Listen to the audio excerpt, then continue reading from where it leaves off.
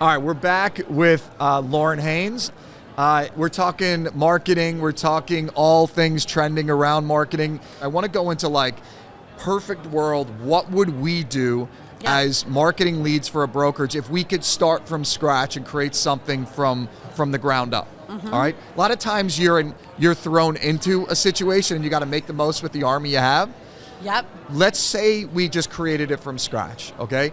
We have 1,000 agent brokerage that they all joined us tomorrow, and you could start with 10 marketing professionals. Where would you spend your time and money on in-house, and where would you spend your money on outsourcing, perhaps? So let's start with the most important people. First hires, who would they be?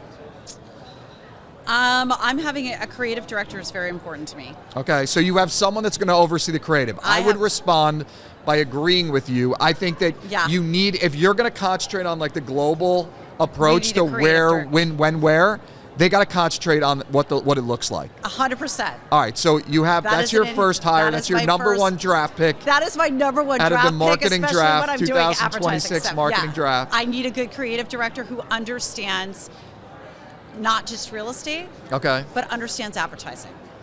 So would you hire someone inside the real estate space, or would you actually be open to hiring someone outside, maybe luxury, goods, services? A lot of people that have come out, not always in, because I think it ups your bench.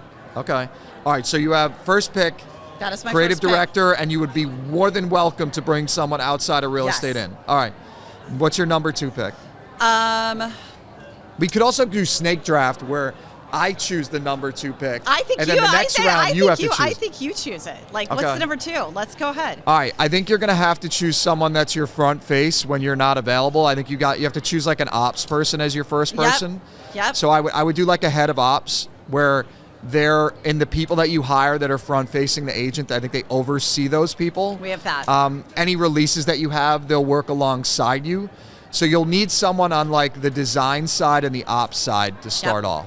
Yeah, we have somebody like for the ones that are agent facing, which we call marketing advisors. So I have a great senior marketing manager, and he oversees that. So he makes sure that all those orders that come in, the MAs that deal directly with the agents, he oversees all of them and makes sure that part is running smoothly. Which so I is your number one pick also an ops person? Yeah. Or no? Are you going a different direction?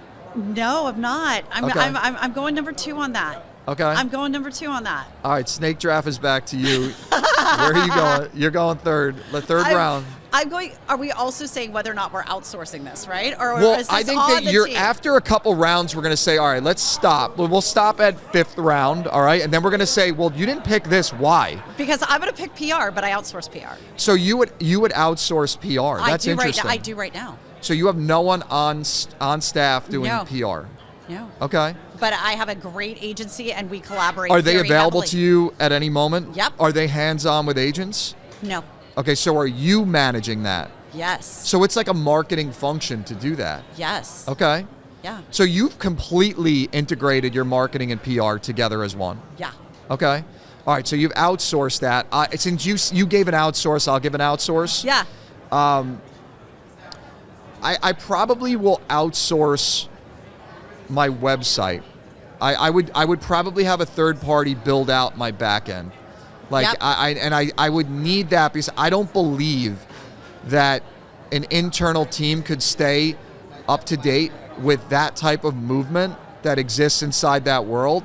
I need a third party that's only concentrating on that. Like, I don't want to take on the concentration of keeping us up to date, but also getting past our competition. I won't be able to keep up. No. By the time I release something, it will already be 6 months past the leader.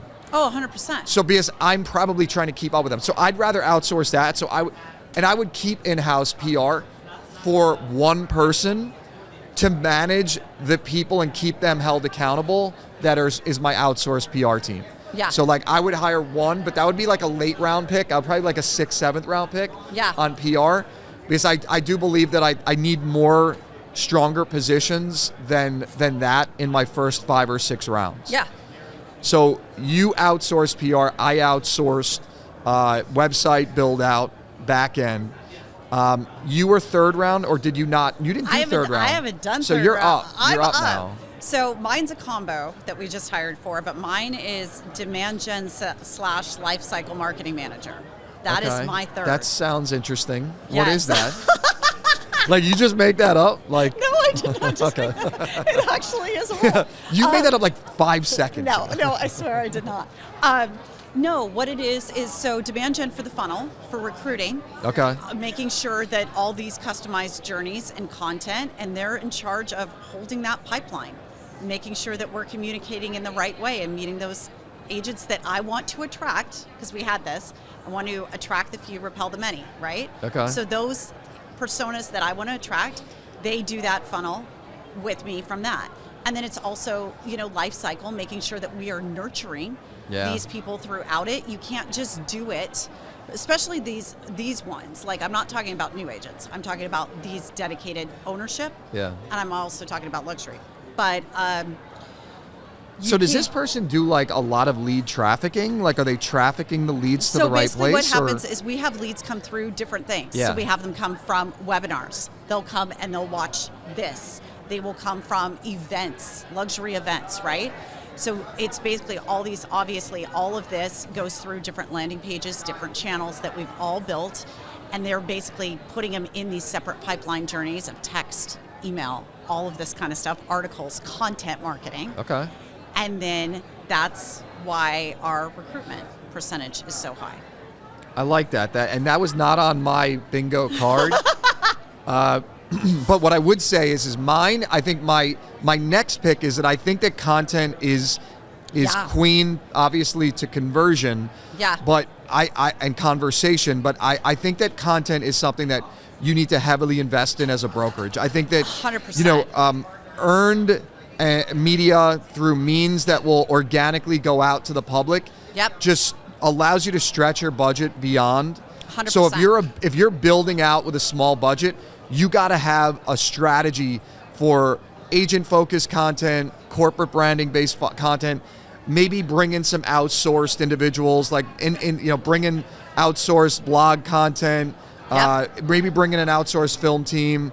And for this purposes, I would be open to doing like an outsourced studio that way we maybe rent out and we have a podcast center, but have someone manage all of that and have outsource all of those capabilities, but have someone that's just understanding where we need to go with content, corralling the agents, extracting content ideas from them, energizing them, maybe having some audit conversations with them about their own agent profiles and bettering them.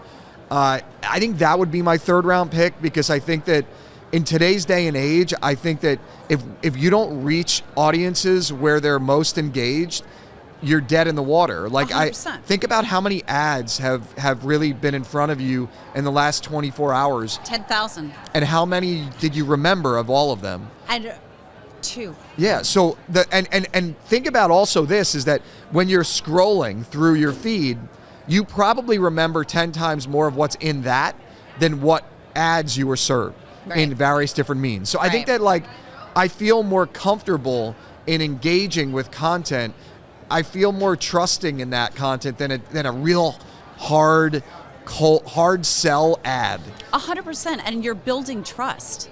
Because it takes like 8 different touch points before they even decide to take action or even contact you.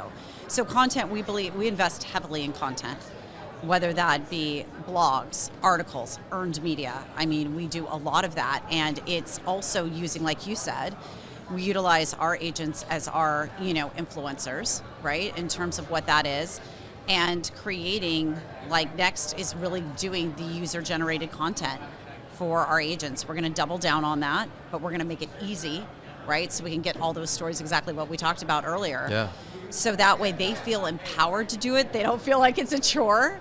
Yeah. But how we incentivize them is we give them marketing credit back. Okay. Right? So they can go something to the e-commerce store, and I will give them that. That's interesting. For so many stories. We don't do that, and I love that idea. Our incentive is that if you create user-generated content in the style that we want you to create, and in maybe the theme that we create, or you work with our team, we're simply going to approve the collaboration with you, and you'll be in front of 500,000 more people on social media. Right. So like that's our sell, but I really love your idea on that. Yeah. Let's switch a little bit away from the draft for a second, and I want you to rank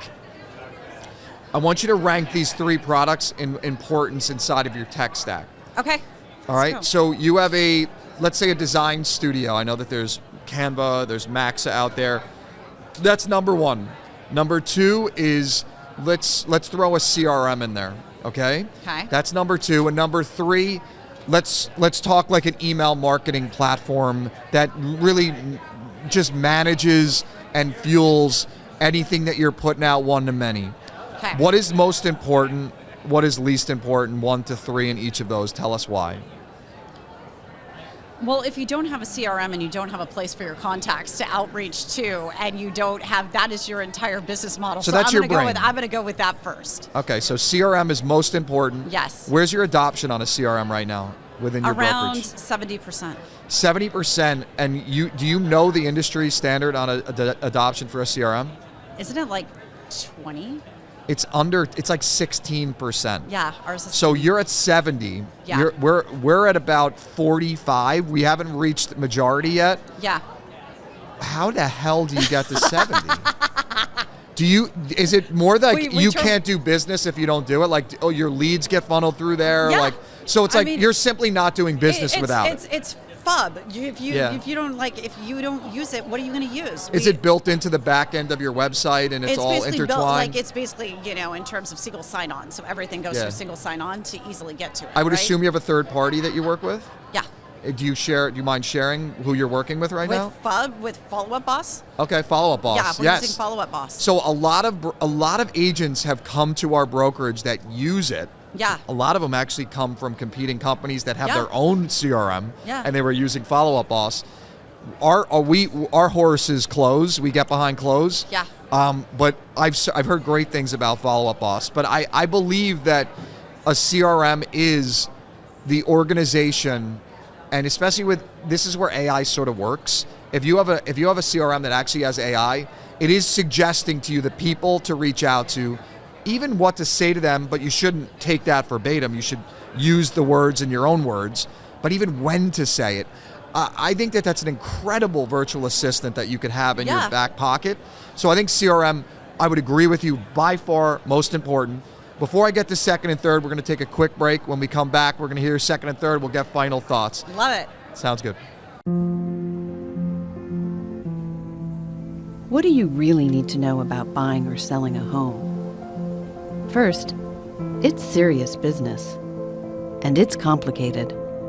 There's a lot of money on the table, and emotion too. You need an agent who knows the ropes. So, whether you're buying or selling your home, work with professionals who have a mastery of the craft. All right, we're back here at the Inman Connect More Network Studios. We're here with Lauren Henss, 2 for 3. I'm batting 666. So great right now. All right.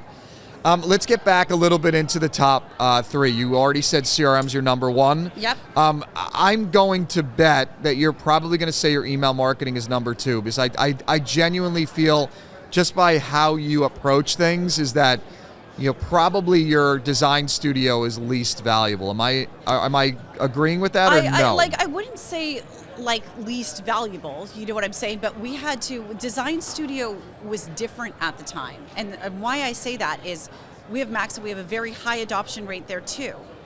But they can't just go all of a sudden, and agents aren't going to sit here and be like, I'm going to go pick another email marketing software on their own. Correct. They're not going to do that. So that's why I'm going to be like, it's a need. I mean, we actually have about a 90+% adoption on our email marketing platform. So it is essential, especially B2B, where you're communicating with the industry. Yeah. But would you agree then that is number 2, but not because it's 2. not because number 3 is not valuable? No, but I would definitely say that's number 2. Okay. All right. So when you're talking, how do you approach a design studio when you, as we are, Dan Mozico, our creative director, is always pixel perfect is everything to him. Everything's got to be perfect. Every designer that designs has got to take every design, seriously, it's leading, it's font size, it's spacing, it's color schemes, everything has to be on point. The Pantone colors, everything. Yeah. With that in mind, and I'm sure you feel the same way in approaching design that way, letting some of the reins away from the control of a designer to allowing someone who is a non-designer to sort of manipulate your brand. How much do you lock that down? Are you uncomfortable by doing that, by allowing the agent to gain access to that? Or do you feel like it's a necessary evil? I feel like it's a necessary evil. Yeah. I do. No, we are locking down like a good portion of it, but I think there's a balance. Do you know what I'm saying? Yeah. So like the logo lockup, you're not changing my logo. Correct. You're not touching you're that. not It's touching staying my there. logo, Yes. right? Your colors, And you're not changing. My colors, fonts, my fonts, you're not changing. And then we Yes. have certain placement. But as far as like What are you allowing them to touch? I'm allowing them to change placement of images Okay. in terms of that, because we'll give them like 10 different variations of a template. Okay. I'm allowing them to obviously change text. Okay. Obviously. So they can play around kind of bit. And we have over 965 templates in there right now. Just since us launching in April.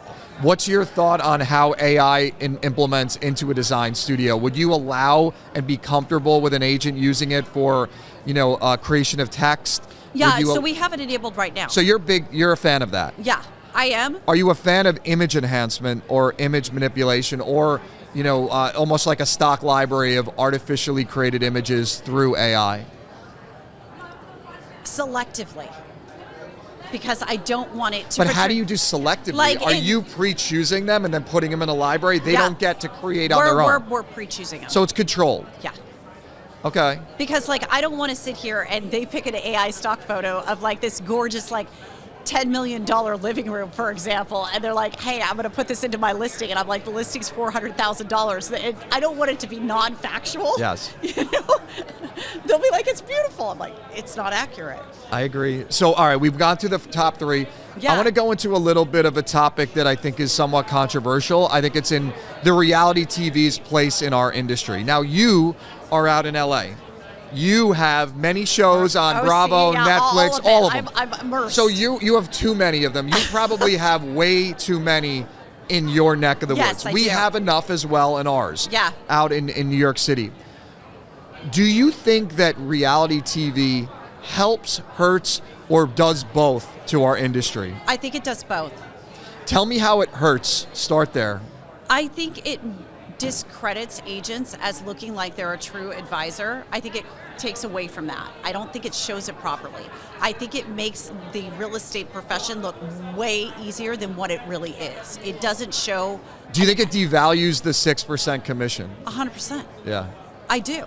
Because it makes it look like all they do is go to parties every day, or it doesn't show. Some of them are better than others. I will say that. I do love some of them, and they do it very well. What do you like? I like the personal stories that go behind the scenes, where they're sitting here and they're talking about, they actually break down and they are going through a tough job on a deal. Show the stuff that's going wrong on a deal and give the consumer an actual piece of what that deal actually takes to get done. So like extracting the drama from things. Take away the drama. Yeah. I don't need to know how you fought in the office. I don't care. Excuse me for interrupting, but you look like you could use a glass of champagne. Thank you, James. Thank you. Cheers. Cheers. Let's go. So let's talk about a little bit about with reality TV. If someone came up to you from Bravo tomorrow and they said, we want to make a show about First Team, but you don't have creative control, but you're going to be in front of millions, what do you say to them? I've never been asked that before, and that's a hard thing Well, to you think were about. asked it right now. I asked you right now. No, I've just never thought about it before, and I'm sitting here. When we say no creative control, give me. You could have guidance, but at the end of the day, they have the final say on what goes to print. You will not know what ends up looking like until the American people. No. No. No. You have creative control. What do you say? Yes. Because here's the thing, like we talked about, takes 2 years to build a brand, takes a minute to take it down. So you're having somebody who does not know your brand tell your story Yeah. to the audience and put that out. You're literally putting the brand out there for people who don't understand it, don't know what your goals are, don't know who your audience is. And you're literally asking to light it on fire. I agree. I if with creative control, I would consider it, but I think I think I would still say no. And the reason for that is that I think that no matter what I'm going to do, it's going to devalue my brokerage, because when you're in that world, eyeballs matter more than anything else. And when you want eyeballs, you tend to have to go to places that are going to make your brand look a little bit dirty. And like, I know that you're like, oh, we want to see the behind the scenes on things and how the donuts are made. Like, right. You know, like the problem with all of that is that that's not that damn interesting. It doesn't always sell. Like the stuff that we do every day is not that interesting. So like, I don't have much time in my day, and I want to watch things that are going to be stimulating to me, and I don't think it's that interesting. I mean, it's fine to be interesting. I just don't want to know about every single plastic surgery thing you've had done, quite frankly. I don't want to know that you and so are not getting along in the office. I don't care. If you want to take me and show me gorgeous listings, like they used to when it first started, right? They'd take you to actually see the listings. And it was so funny because like, what was it, 2 weeks ago? An episode came up and I'm like, that's not even their damn listing. That's like one of my friends' listings that they just filmed it. I'm like, what the hell, man? Well, think about it. You only have a certain number of hours a day of production time with that team that's very expensive. You gotta film as much as you can of that episode. Do, but at least pick the so right just episode. make it up. Just make it up. Just make it up. Get them. Can you get into that listing? Let's just make it up. Yeah, let's just make it up. So that again, it comes back to trust. Trust in an industry that's absolutely essential. We have a trust problem in our industry. We 100% do. And I don't think that show and how you produce it is going to help in any way, shape, or form. No, I mean, and here's the thing. Like, we have to keep remembering that agents help, consumers make one of the most important decisions of our lives. It's not about them. It's not about you, like the agent. It's about them. So how are you conveying value to them? It literally boils down to that. I completely agree with you. All right, we're going to close out with one last question. I think the last question is going to center around one thing you hate about your job or this industry, and one thing that you absolutely love about it.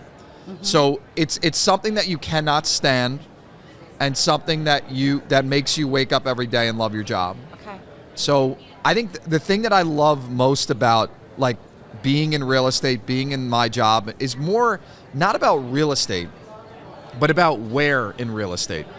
So when I'm having meetings with someone who was a fourth generation of the Rockefeller family, or we just recruited Rafael De Niro and his team, and going to listings like J-Lo's apartment, or like just seeing the best at what they do in interior design, and then surrounding yourself with creative talent of your team and like being energized by them every day.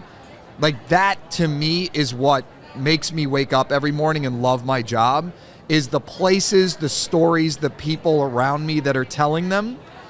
Is that what you love most? And then we'll get to what you hate most.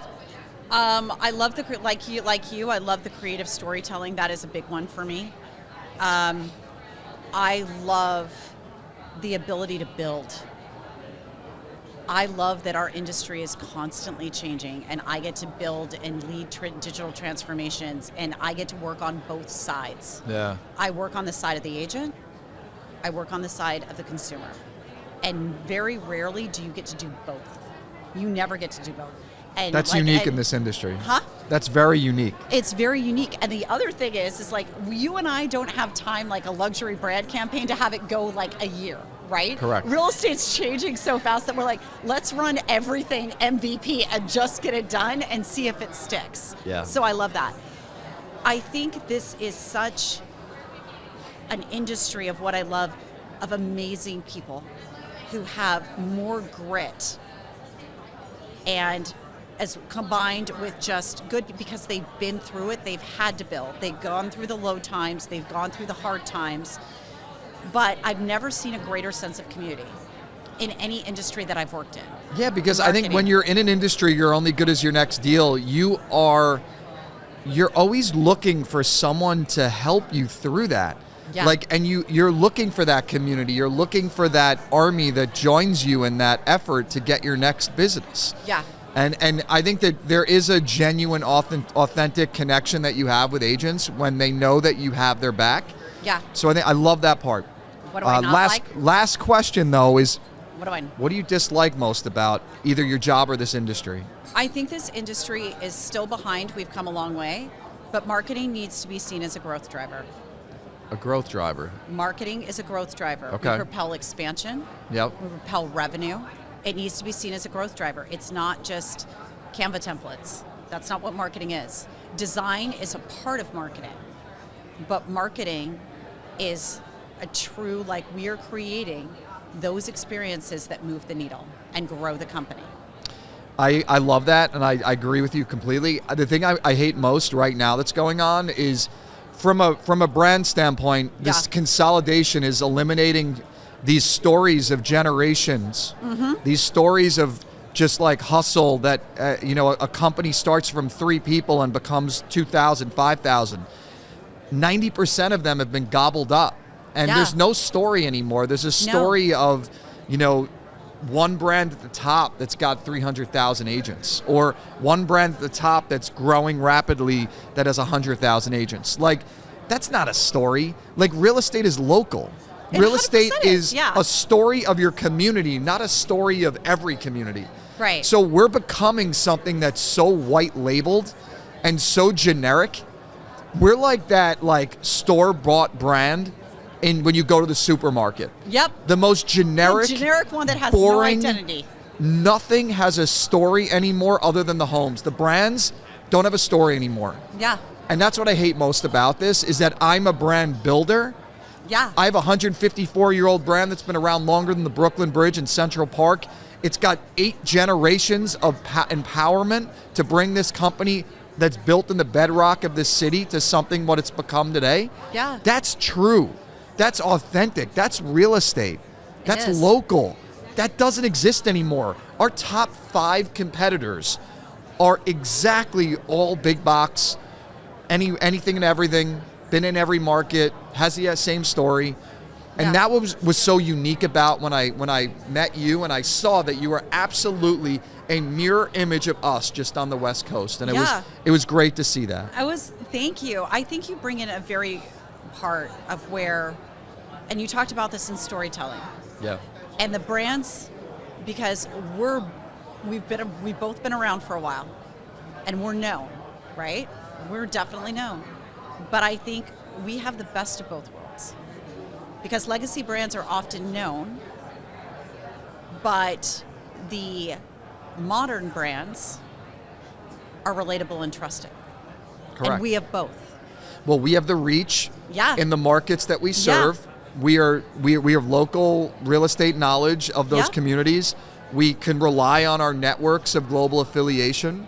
We have a strong marketing team that could, fuel and provide bespoke service to our agents. 100%. I think, honestly, like, that is what will win the day. Yeah. I think we are stronger than the companies that are 1,000 times the size of us. Well, it's so funny because, like, I just wrote an article with a dear friend of mine, Troy, on this very thing, on what is going to help us survive, not only survive, but thrive and surpass the big box for Inman. And I think everything that you talked about, that we're developing these experiences that nobody else can offer. And I think what people need to understand is, just because you optimize something doesn't mean you need to. You need to always put the agent in the story. They are the story. I agree. They're the story. Well, Lauren, on that note, I'm gonna toast to you. Yep. Cheers. Hopefully you have an incredible 2026. I look forward to working directly with you, and I thank you for joining us on the More Network. Thank you. It was a pleasure. Cool.